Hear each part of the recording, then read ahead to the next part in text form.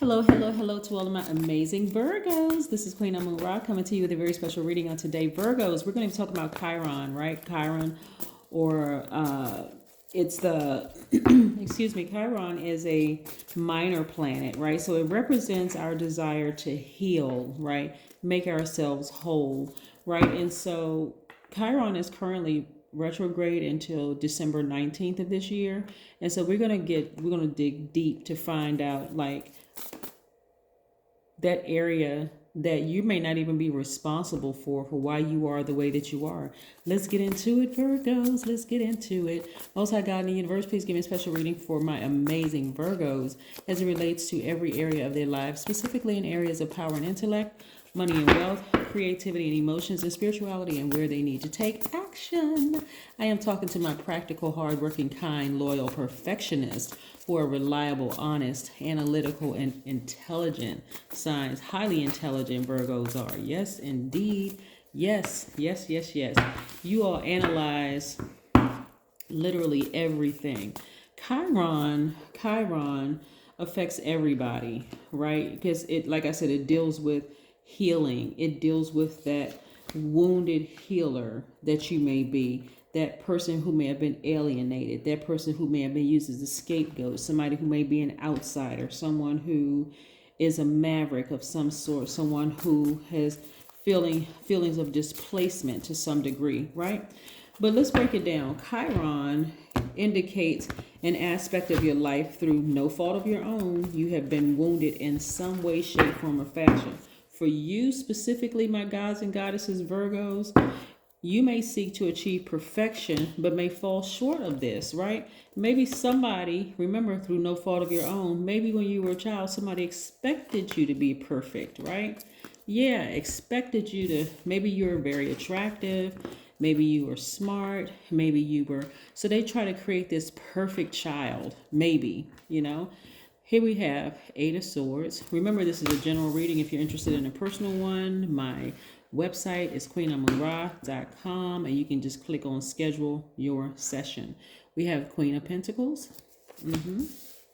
We also have the Hierophant card, which is attached to Taurus. We have the Three of Cups.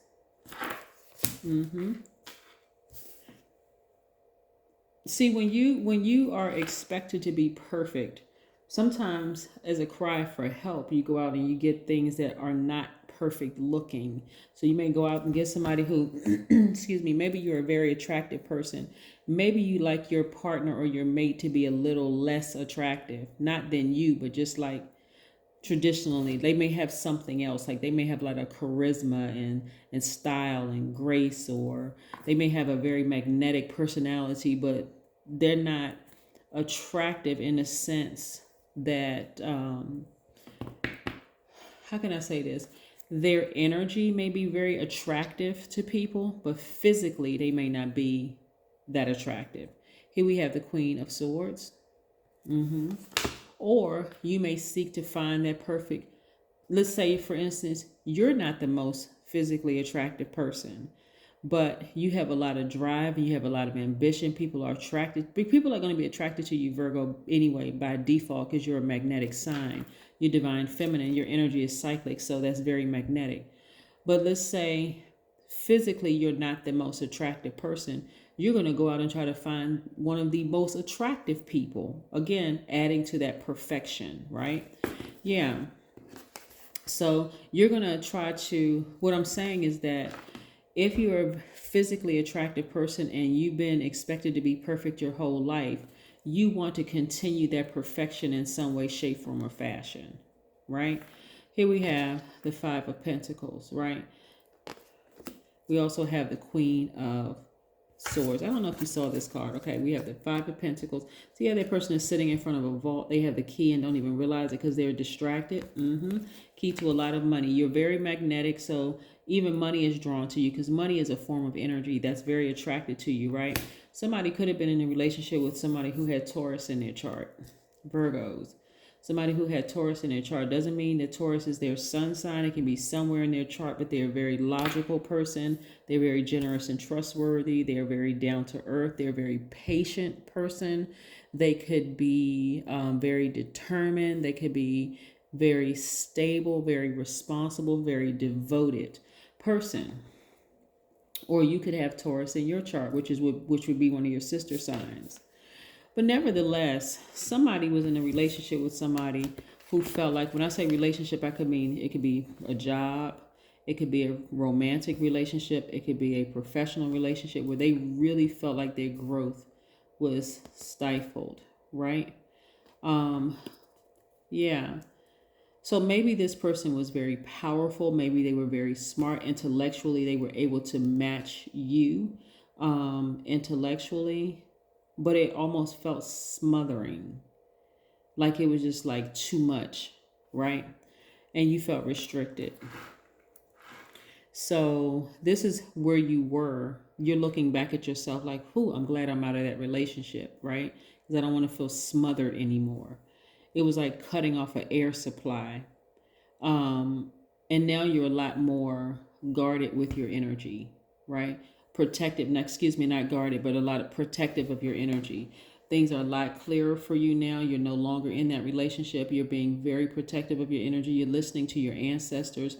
And so this relationship actually prompted you to really listen to your highest self, because you felt so restricted in that relationship. Like you just, like it was almost like it was like you were in a relationship where you were like putting on airs, like you weren't really 100% happy, like there was something missing. But like, for instance, if you were like a public couple, like you were out in public or whatever, people may have said y'all look good together, but you weren't really happy. Somebody was unhappy, right? And it was causing a distraction, but it was actually distracting your money, because you're already magnetic. Money is already drawn to you. But if you are so in your mind looking for how can we make this perfect, even in an imperfect situation, it could be imperfect. It could be in your relationship with your parents. It could be a relationship with your kids. It could be a relationship with your significant other or whatever, but it's blocking your money, right? It was blocking your money because now you're recognizing, hey, I don't have to, what is perfection? What is perfection, right? Here we have the Three of Cups, and now you're in a posture of gratitude. You're like, hold on, I'm very close to perfect, but I don't have to be perfect, right? I don't have to create these perfect situations just because that's what that was expected of me since I was a child, to be perfect. But the perfect child, the perfect parent, the perfect sibling, the perfect everything to so many people around me. And so I don't have to have the perfect life now. So now I'm actually happier, right? I don't have to have the perfect parent-child situation where I'm the perfect child to my parents. I don't have to be that person that everybody's looking to, like, Virgo is going to get us out of poverty, or Virgo is going to save everybody's lives. You're a God, but you're not their God, and you're not their savior. Plus, you have a really big heart. Here we have, and you love deep. We have the Ace of Cups. And the Ace of Cups. We also have the Four of Swords. I tell you, ever since you left that relationship, and you've been a lot more, and I'm talking about left the relationship. You may not have physically left the relationship. You may have left that mindset of perfection, like everything has to be perfect. You're sleeping better. You're sleeping better. Yes, love it. And you're feeling like this, like you got a second wind, this childlike exuberance. This is how you're feeling now, because you're not putting that unnecessary pressure on yourselves anymore to be perfect, because everybody around you expects for you to be perfect, for you to solve everything, for you to do everything. So you feel like you're enjoying life again, the way life was intended. You're creating the life that you want. You were surrounded by so many people who were flawed themselves. They looked at you as like Jesus Christ. For real, that's how they looked at you. They looked at you as like the Virgin Mother Mary, like you were supposed to be everybody's savior, like you were that person. It's kind of like maybe you were the first person to go to college, and like everything was riding on your success. Or maybe you're the first person to do something certain in your family, and everything was riding on you. Instead of them focusing on their own internal healing, they were actually harming you more than they even realized. That they were expecting for you to be Mr. or Miss Perfect And it was actually creating this false sense of what the definition of perfection. I mean, that's crazy. Absolutely crazy. It was doing all kinds of stuff. But now you're free. Now you're free from all of that stress that people were putting on you. I mean, like this childlike, you just feel great. You're like, forget all of that. I remember years of trying to be perfectionist. I was draining myself.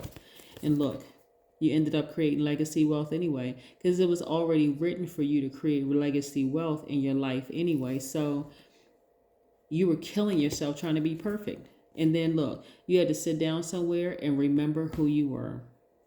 You've always been intelligent. You've always been analytical. You've always been an honest person, always reliable, a perfectionist, you know, at least trying to get it close to perfect as possible. You've already been there, done that. And guess what? Legacy wealth. Yeah. You open up that vault because you stopped trying to be perfect. Why do people do that to their kids? Like, you know, like when I watch those little pageants and stuff on TV. I mean, well, I don't watch TV. I haven't watched TV in almost like 15 or 20 years. But when I, you know, on social media, when people have those pageants and they had their kids, like expecting their kids to be perfect and perfect kids, perfect adults, perfect life. I'm like, oh my God, what kind of pressure is that? Like, let the kids be kids. Right. And so, but that does create that I have to create a perfect life for myself. Let's see what this oracle card has to say. I am infinite potential. I am infinite potential. Look at that. That's nice. And then what's the other side of this oracle card? It says your soul is a reservoir for infinite energy, creativity, and intelligence. It can't possibly run dry. I love it. Yeah.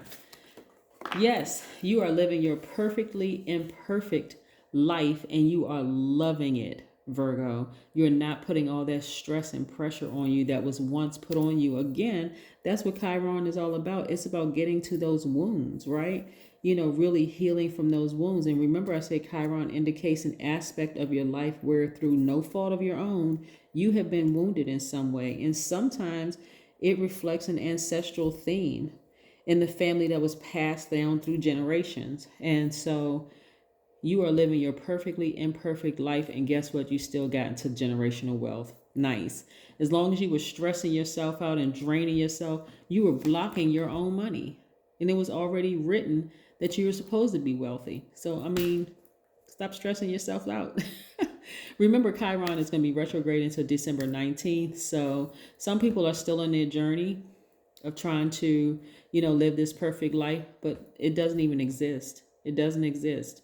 So live your perfectly imperfect life because you're already going to be wealthy anyway. You're creating generational wealth and prosperity and joy and peace and love. All of that is happening right now. That's what I have for you, Virgos. Bye. See you on Sunday.